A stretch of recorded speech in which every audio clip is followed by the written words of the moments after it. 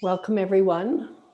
On behalf of Wellness Through Mindfulness, I'd like to give you a little bit of history of our group.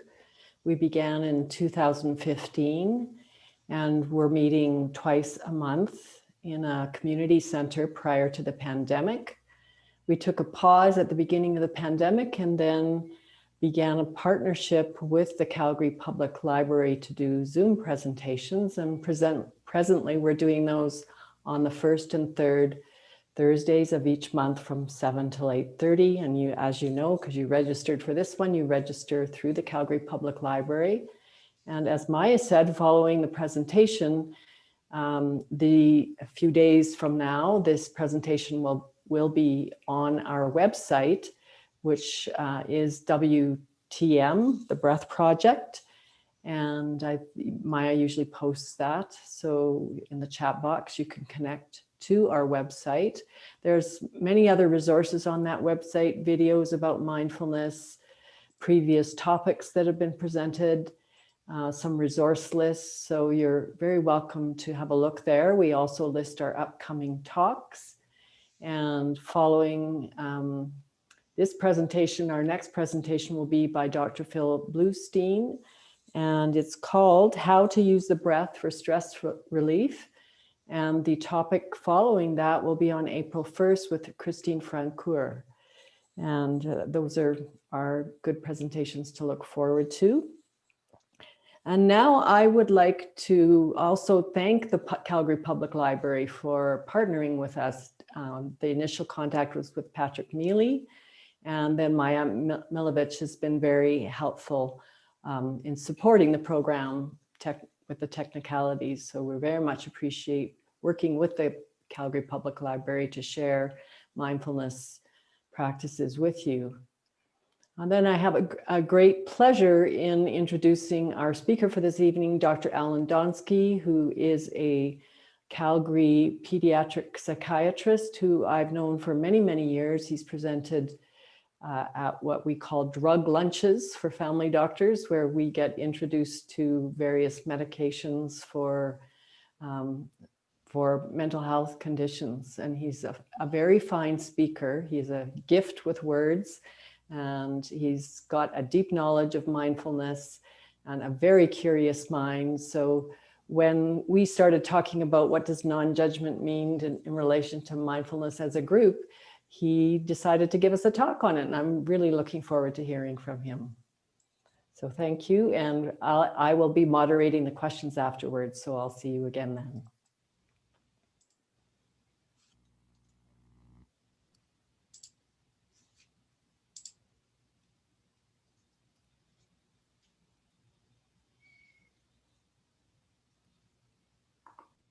Hello, everyone. I'm very glad to be here tonight. And thank you, Leslie, for your kind words. Maya and the Calgary Public Library for all your offerings and technical support. This evening is an exploration.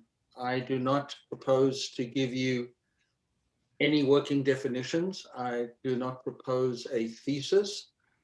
And like many explorations in the world of mindfulness, the conversation actually continues, and most of the conversation should be happening inside yourself. And life exists with many, many opposites. And we live in this world of seeming opposites a lot of the time. There's good and bad, there's light and dark, there's judgment and non-judgment, there are likes and dislikes. And so this evening is really looking a little more deeply into what does it mean to not judge?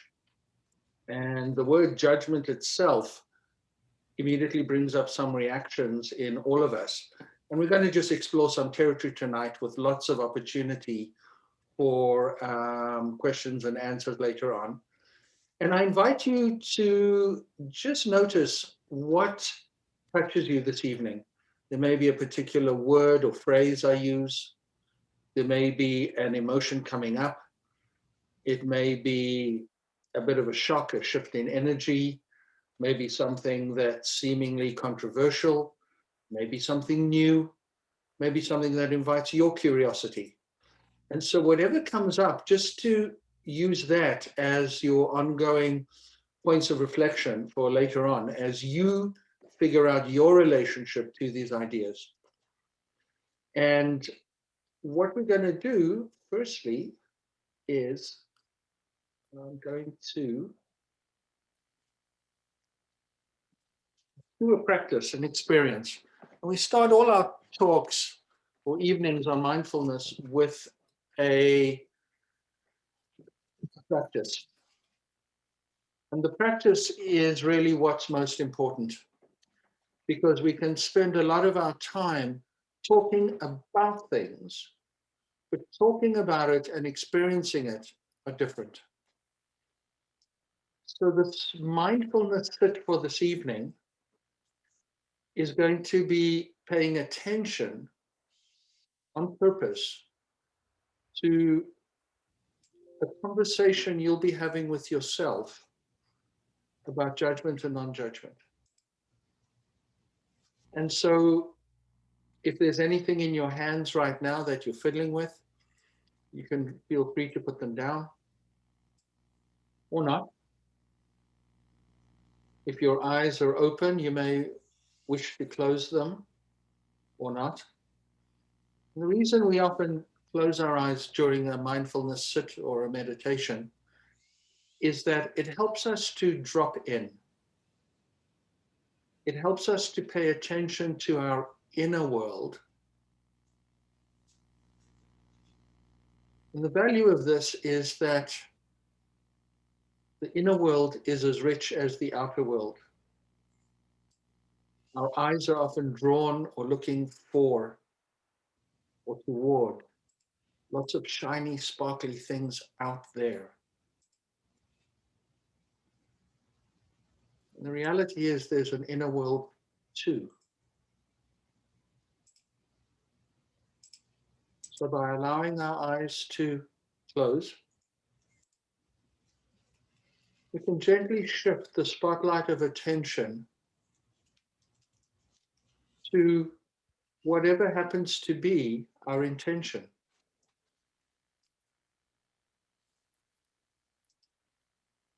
And we also need to steady the mind.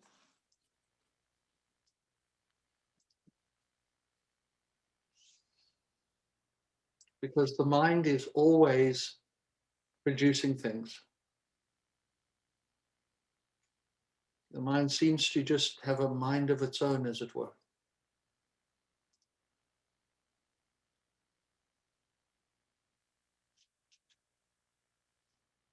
And so just at the beginning of this meditation, we're going to just shift our attention,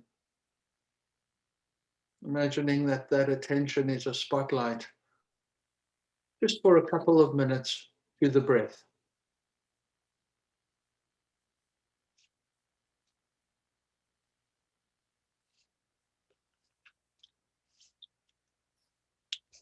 And there's also this capacity to notice what your mind is saying or doing or commenting or narrating.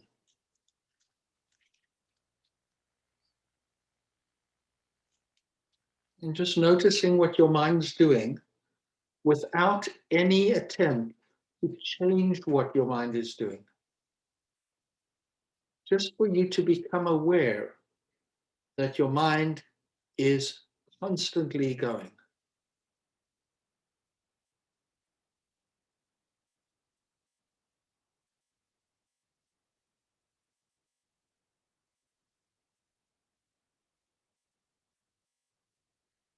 Your mind's probably off somewhere now.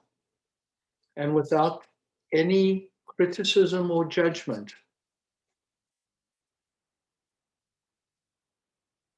or yelling at your mind, or trying to control it, just escort your attention back to the breath.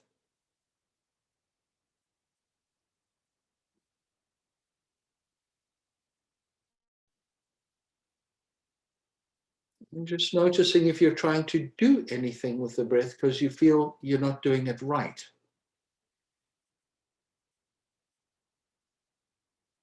And just drop any ideas of whether you're breathing right or wrong.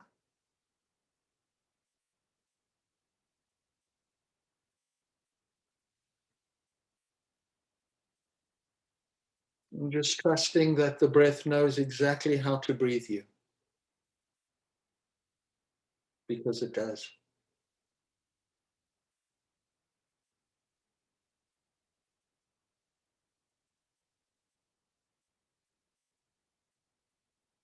And wherever your attention is settled on the breath, maybe tips of your nostrils or your chest or your belly, just allowing freely, without any comment or critique, on where you're noticing your breath.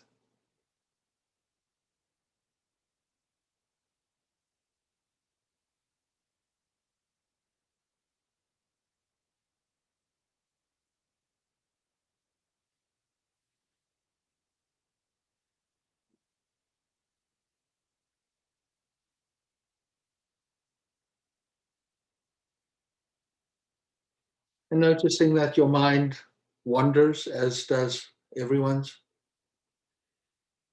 And the mind can be wandering into content and thinking about the breath, or perhaps your mind's off somewhere in the past or somewhere in the future.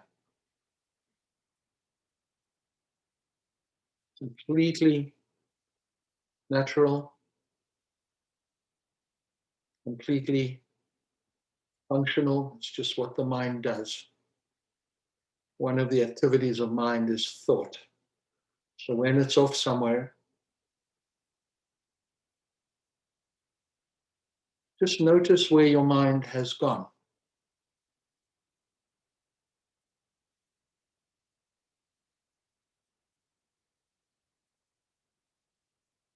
And this evening's going to be a little different than some of the other meditations, where we want to settle in and quiet the mind. Mindfulness is not about emptying the mind, it's about quieting the mind, perhaps, sometimes. But this evening's sit is about actually paying attention to the content of thoughts.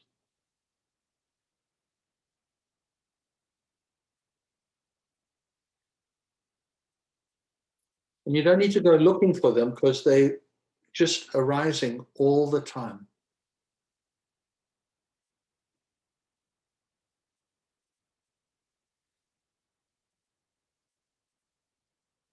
So this evening, we're actually paying attention to the content. And in particular, the lens we're putting on is one of exploring the nature of and the experience of judging or not judging.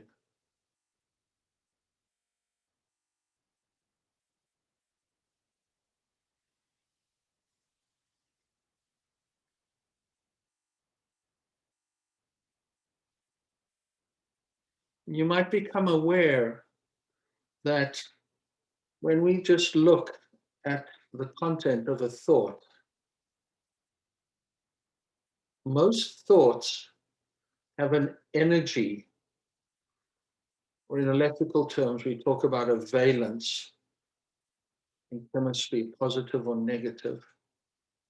There's a certain current, a certain energy to a thought.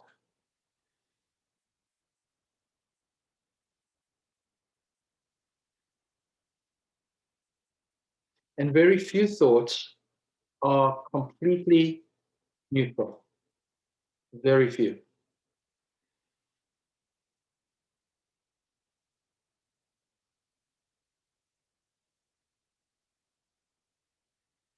So just looking at the content of any thought that's coming up right now, and becoming aware of whether it's a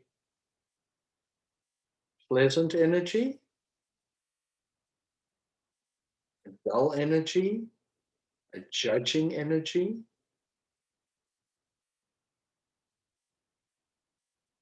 Notice if you're saying, gee, this is really interesting. This is curious. Curious is an adjective, it's a description, it's a judgment. Even the word curious is judgy.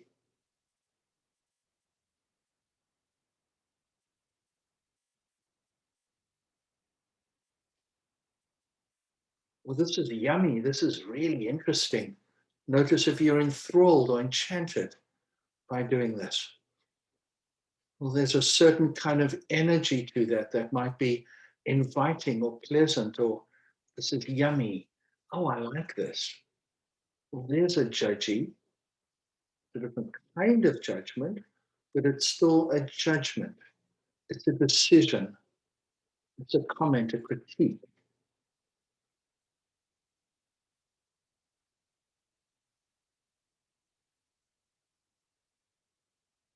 On the other side of the pleasant, unpleasant scale is, I don't understand anything Alan's saying, and this is boring and a waste of my time. And without judging that in any way, just notice the energy of that. Or I'm bored. When's this going to be over?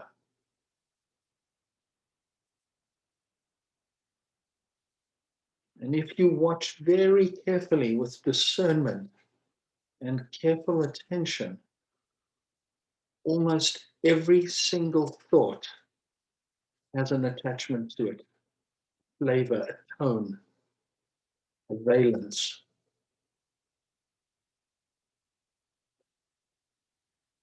And without judging them as good or bad or pleasant or unpleasant or why am I having this one or that one, don't get into any commentary about it. Just noticing whether it's pleasant or unpleasant or neutral.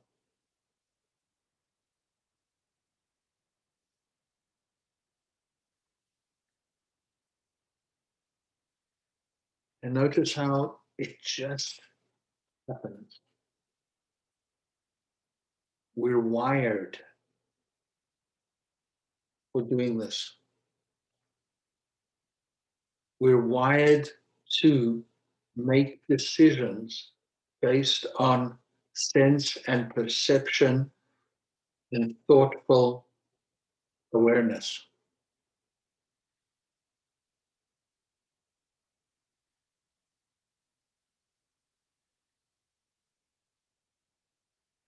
So noticing at a subtle level, you cannot do away with, in one sense, judging things, because it's just impossible almost, or without years and years of practice, do not judge or have an opinion on or favor or dislike one thing or another.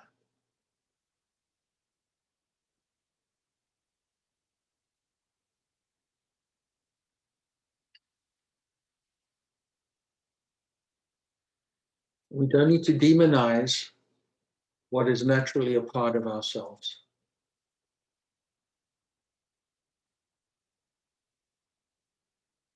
Just to see it for what it is, the nature of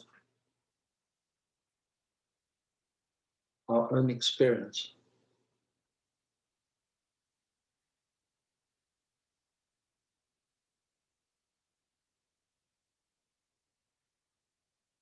And if you've noticed, and I've mentioned already, that judgments tend to be either, I don't like that, or that's unpleasant, or that's bad, or I'd rather not have that. And when that energy comes up, we tend to push it away. We don't like it. In extreme cases, it can become fight or flight. We run away from it. We don't want to deal with it. So we push it away. The yucky stuff, as I call it. Because nobody likes yucky stuff. It's just built into us. Nobody likes yucky stuff. The potential problem with trying to push it away is perhaps we can't push it away because it's here. And if we continually push it away, we can set ourselves up for failure because you can't. And then we judge ourselves for pushing it away, but failing to do so. So then we call ourselves a failure, and that whole thing spirals. And so we start piling on layers of judgment when we try to push away the yucky stuff. We have judgments on judgments on judgments.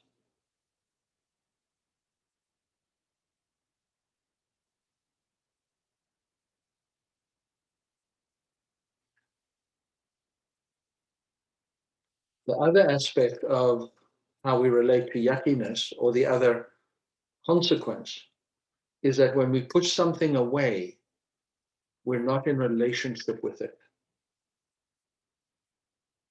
We're not examining it.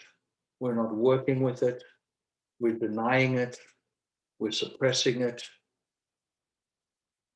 And so it can sit there and fester or ruminate or continue to do damage. So if we push away what we don't want, that can have psychological consequences for us. Now, of course, we need to avoid things which are dangerous. Absolutely.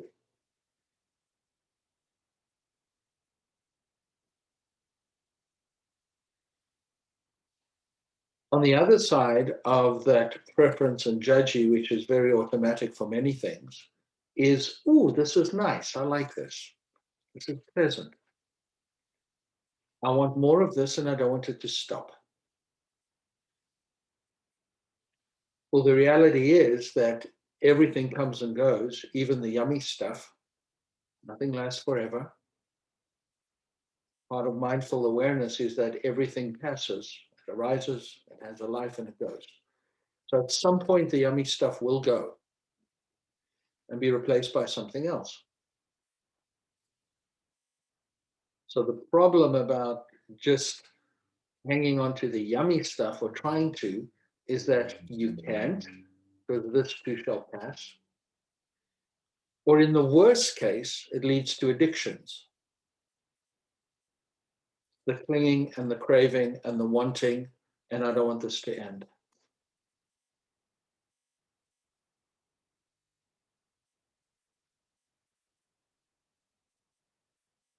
Therefore, an exploration of judgment a little more deeply is a worthwhile endeavor, because we don't want to get caught in either being pushed away from the yucky stuff, not working with it because we don't like it, nor to unrealistically hang on to the yummy stuff.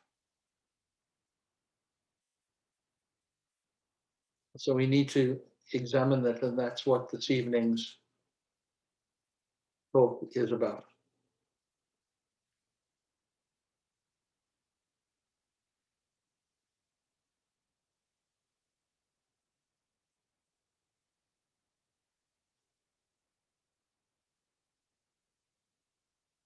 So we're paying particular attention to our thoughts tonight and the content, and how easy it is for one thought to just slip to one side of that razor's edge. I like this or I don't like it.